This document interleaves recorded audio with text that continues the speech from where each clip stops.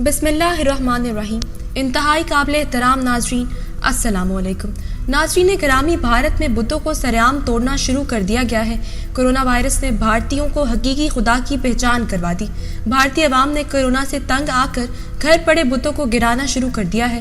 इस हवाले से एक वीडियो सोशल मीडिया पर बहुत वायरल हो रही है, जिसपे कुछ खवातीन बुतों को तोड़ती दिखाई दे रही हैं। इस हवाले से वीडियो आप खुद मुलाहिजा करें और हमें अपनी कीमती राय का इजहार कमेंट सेक्शन में जरूर कीजिएगा।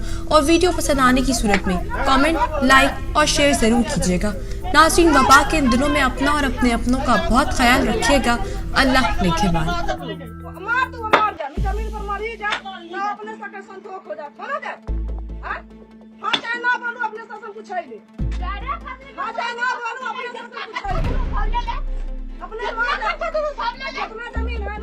अपने सब को डाल ले लो, बस ये बात ना सब ले ले।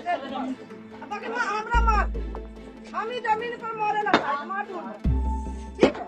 हमरा मार दो, मोरे लगा जमीन अपने तो